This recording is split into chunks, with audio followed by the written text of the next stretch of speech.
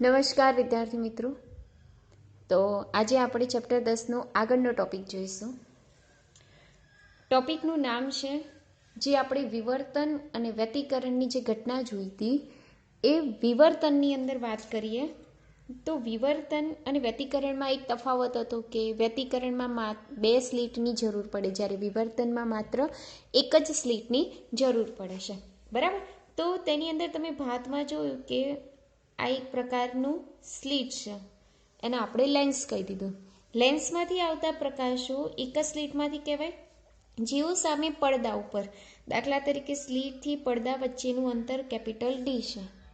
હવે જેવું અડચણમાંથી પ્રકાશ બહાર નીકળી અને પડદા ઉપર જાય છે ત્યારે વચ્ચેના ભાગમાં તમને ખ્યાલ હોય તો એ મધ્યસ્થ અધિકતમ રચે છે આવી રીતના, જેની પહોળાઈ સૌથી વધારે હોય છે.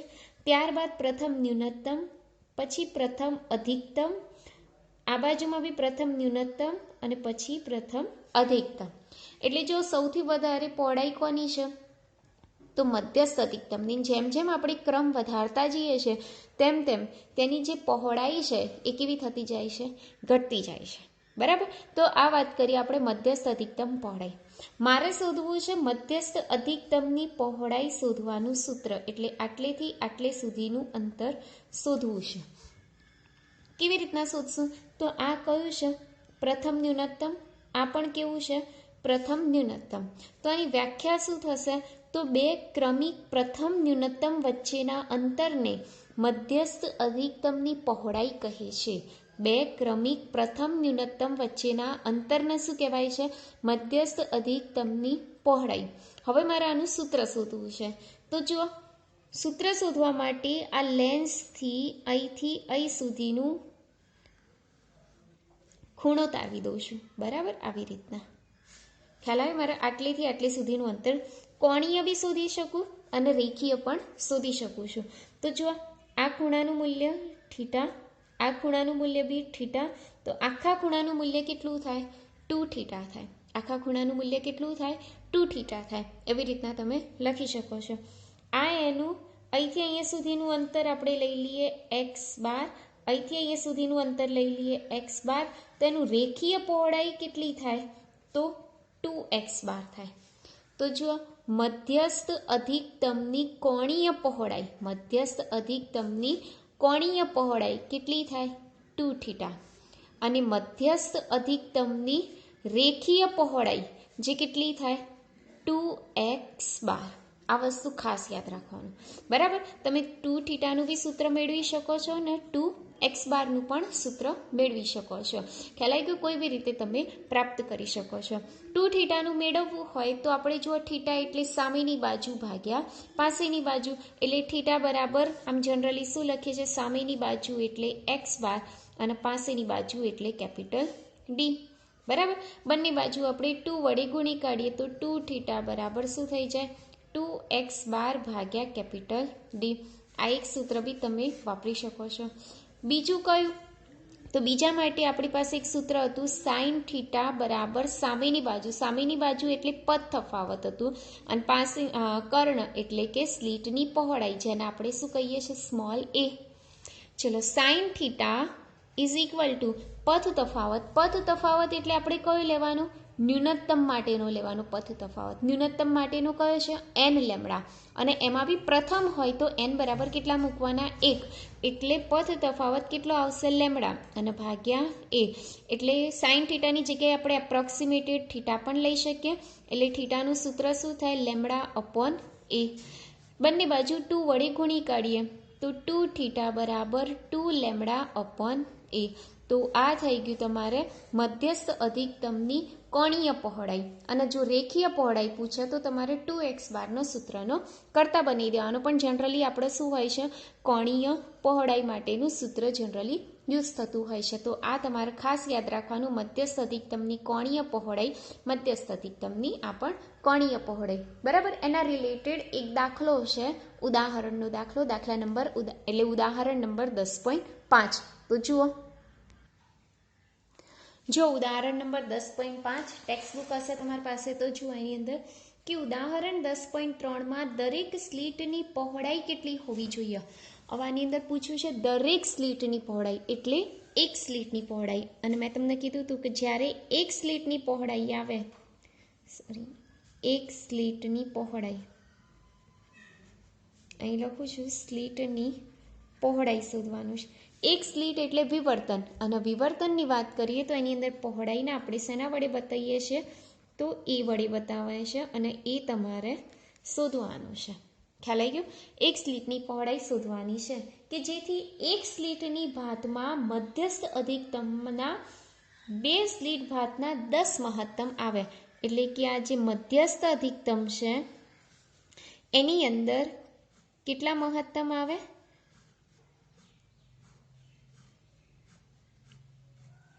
10 મહત્તમ આવે. બરાબર. મધ્યસ્થ અધિકતમ કોના કારણે મળે? એક સ્લીટ એટલે કે વિવર્તન. અને આની અંદર જે 10 મહત્તમ છે એ કોના કારણે મળશે? 2 સ્લીટ એટલે કે વ્યતિકરણ. એટલે કે મધ્યસ્થ અધિકતમની પહોળાઈ બરાબર શું લખાય? 10 મહત્તમની પહોળાઈ. એવી રીતના લખાય. તો અહીંયા લખાય કે મધ્યસ્થ અધિકતમની પહોળાઈ બરાબર 10 મહત્તમો. એ રીતના લખાય. મધ્યસ્થ અધિકતમની કોણીય પહોળાઈ આપણે અત્યારે સૂત્ર જોયું હતું. કયું જોયું હતું? તો 2θ બરાબર 2 લેમ્બડા અપોન a, એટલે 2 લેમ્બડા અપોન a. અને 10 મહત્તમો માટેનું જે પહોળાઈનું સૂત્ર છે એના માટે આપણે લખી શકીએ છીએ. તો એના માટે સૂત્ર છે n લેમ્બડા અપોન d. બરાબર. એનની જગ્યાએ આપણે કેટલા લખીશું? 10, અને અહીંયા લેમ્બડા અપોન સ્મોલ d. બંને બાજુ લેમ્બડા લેમ્બડા કેન્સલ થઈ જશે. યાદ રાખવાનું, ખરેખર મહત્તમ માટેનું સૂત્ર કયું છે? મહત્તમ શેમાંથી મળે? 2 સ્લીટમાંથી. 2 સ્લીટમાંથી એટલે આપણું શું થાય? વ્યતિકરણ.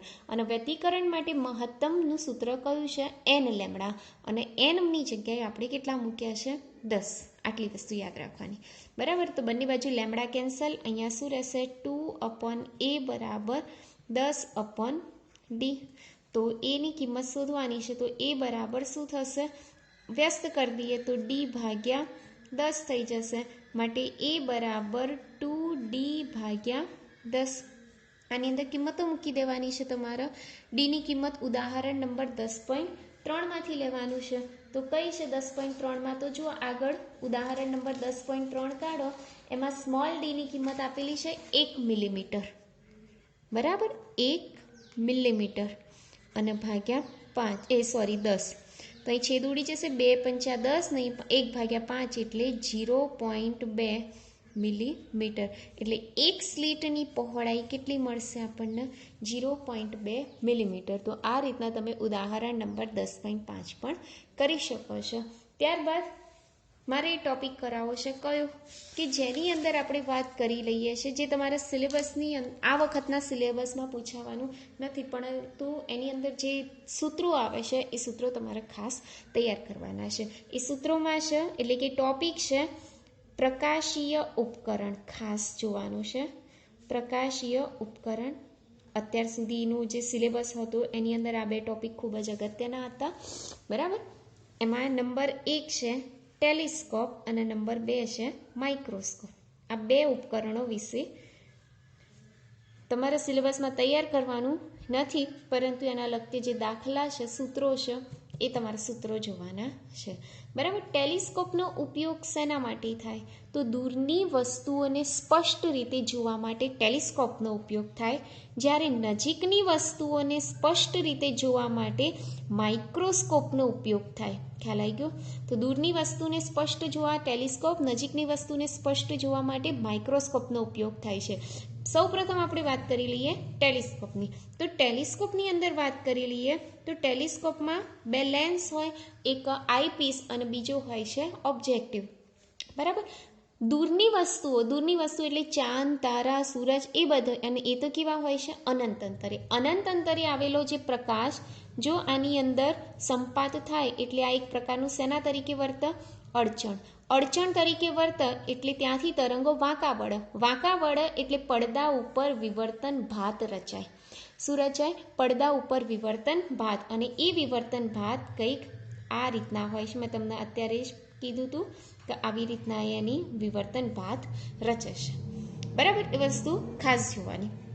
બીજું એ જોવાનું કે અનંત અંતરેથી આવતું જો પ્રતિબિંબ એ વસ્તુના તરંગો લેન્સ ઉપરથી આપાત થઈ અને પરાવર્તન થાય તો આપણને જે એનું પ્રતિબિંબ છે એ પ્રતિબિંબ લગભગ એની કેન્દ્ર લંબાઈ જેટલું હોય છે. એટલે કે સ્લીટ અને પડદા વચ્ચેનું જે અંતર છે એ લગભગ કેટલું લેવાનું, એની કેન્દ્ર લંબાઈ એફ. એ તો ખ્યાલ છે ને, વસ્તુ જો અનંત અંતરે હોય તો પ્રતિબિંબ ક્યાં મળે છે? એફ પર મળે છે. એ ખાસ. ચલો, અહીંયાથી મધ્યસ્થ અધિકતમની પહોળાઈનું સૂત્ર આપણે જોઈ લઈએ છે. બરાબર, આને આપણે કહી દઈએ ડેલ્ટા થીટા, જેને એક પ્રકારનું વિભેદન સીમા પણ કહેવાય. આ ડેલ્ટા થીટાને શું કહેવાય? વિભેદન સીમા. વિભેદન સીમા કહેવાય. ચલો, અહીંથી અહીંયા સુધીનું જે અંતર છે એ લોકોએ મેઝર કર્યું તો એ કેટલું મળે છે? તો એ મળે છે 1.22 લેમ્ડા અપોન કેપિટલ ડી. એ કેટલું મળે છે? 1.22 lambda capital D into F. ખ્યાલ આવી ગયો દરેકને? બરાબર, એટલે આ વસ્તુ છે. હવે આપણે એક સૂત્ર બનાવીએ, એટલે કે આપણી પાસે છે જ કે ચાપ બરાબર ખૂણો ગુણ્યા ત્રિજ્યા. શું લખીએ છીએ? ચાપ બરાબર ખૂણો ગુણ્યા ત્રિજ્યા. તો ચાપ એટલે આપણે આ ભાગ લેવાનો, એટલે લઈ લઈએ 1.22 lambda small F upon capital D. જ્યાં ડી શું છે? તો ડી એ લેન્સનો વ્યાસ છે. ડી શું છે? તો લેન્સનો વ્યાસ છે. ચલો, ખૂણો એટલે અહીં કેટલો લેવાનો? Delta theta. અને ત્રિજ્યા એટલે આટલું અંતર લેવાનું. કેટલું? એફ. બંને બાજુમાંથી જોઈ શકો તો એફ અને એફ કેન્સલ, તો આપણી પાસે શું રહ્યું? ડેલ્ટા થીટા બરાબર 1.22 લેમ્ડા અપોન કેપિટલ ડી. તો આ સૂત્ર આપણને કોનું મળે છે? તો વિભેદન સીમાનું સૂત્ર મળે છે. શું મળે છે? વિભેદન સીમા. બરાબર, હવે આનું ઊંધું કરી દઈએ, એટલે કે વિભેદન સીમાનું વ્યસ્ત કરી દઈએ તો આપણને મળશે વિભેદન શક્તિ. એ શું મળશે આપણને? વિભેદન શક્તિ, જેને ઇંગ્લિશમાં કહેવાય છે રિઝોલ્વિંગ પાવર. એટલે એનો શોર્ટ ફોર્મ આપણે બતાવીશું આરપી, જેને કહેવાય છે વિભેદન સીમાના વ્યસ્તને. તો આનું વ્યસ્ત કરી દો એટલે શું મળશે? ડી ભાગ્યા 1.22 લેમ્ડા. તો આ વિભેદન શક્તિનું સૂત્ર. તો એક આ સૂત્ર તમારે ખાસ યાદ રાખવાનું છે. બીજું એક વસ્તુ છે કે આ જે કિરણ પ્રકાશશાસ્ત્ર છે એ કેટલે સુધી આપણે લાગુ પાડી શકીએ છીએ? તો જે અંતર સુધી કિરણ પ્રકાશશાસ્ત્ર આપણે લાગુ પાડી શકતા હોય એને કહેવાય છે ફ્રેનલ લંબાઈ. એને શું કહીએ છીએ આપણે? ફ્રેનલ લંબાઈ, જેનું સિમ્બોલ છે ZF. એનું સૂત્ર કયું છે? તો એનું સૂત્ર જ તમારે ખાલી યાદ રાખવાનું છે, અને એ સૂત્ર છે A² અપોન લેમ્ડા. એનું સૂત્ર કયું છે? A² upon lambda.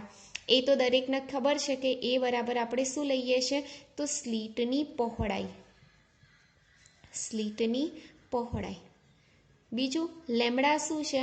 તો આપાત પ્રકાશની તરંગ લંબાઈ. એટલે આ સૂત્ર પણ તમારે યાદ રાખવાનું છે. એક આ સૂત્ર જેના ઉપરથી આપણે દાખલા જોઈશું. તો જોઈએ દાખલો આગળનો. તો જો આગળનો દાખલો કાઢો, આપણે ઉદાહરણ નંબર 10.7 કાઢીએ. બરાબર, એના પહેલા આપણે જોઈ લઈએ 10.6 ઉદાહરણ.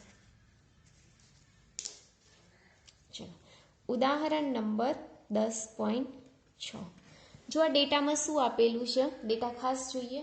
એવું ધારો કે તારામાંથી 6000 એંગસ્ટ્રોમ તરંગ લંબાઈનો પ્રકાશ આવે છે.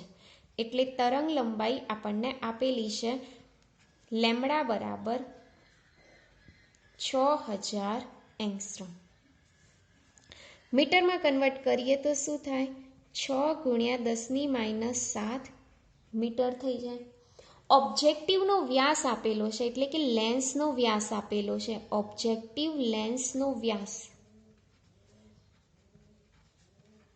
જેનો સિમ્બોલ કયો છે? Capital D. કેટલા આપેલા છે? 100 ઇંચ આપેલા છે. હવે 1 ઇંચ બરાબર 2.54 સેન્ટીમીટર થાય. કેટલો થાય? 2.54 સેન્ટીમીટર. તો 100 ઇંચ બરાબર કેટલા થશે? 254 સેન્ટીમીટર. બરાબર, એટલે આપણે એને સેન્ટીમીટરમાં કન્વર્ટ કરી દીધું. એને મીટરમાં બી તમે કન્વર્ટ કરી શકો છો. તો મીટરમાં કન્વર્ટ કરવું હોય તો 2.54 મીટર થઈ જાય. ખ્યાલ આવી ગયો? તો આ તમને મળ્યું કેપિટલ ડી. બરાબર, તો તમારે શોધવાનું છે વિભેદન સીમા. વિભેદન સીમા. ચલો, વિભેદન સીમા એટલે ડેલ્ટા થીટા. અને અત્યારે જ આપણે સૂત્ર મેળવ્યું, ડેલ્ટા થીટાનું સૂત્ર 1.22 લેમ્બડા અપોન કેપિટલ ડી. બસ આની અંદર કિંમતો મૂકી દેવાની છે. કઈ કઈ કિંમતો મૂકશો? 1.22 ગુણ્યા લેમ્બડાની કિંમત કેટલી છે? તો લેમ્બડા બરાબર 6 ગુણ્યા 10⁻7 ભાગ્યા કેપિટલ ડીની જગ્યાએ 2.54. બરાબર, ખ્યાલ આવી ગયો? કિંમતો મૂકી દો, સાદુરૂપ આપી દો. જે બી આન્સર આવશે એનો એકમ રહેશે રેડિયન, કારણ કે ખૂણાનો કોઈ દિવસ એકમ હોતો નથી. એકમ કયો હોય છે?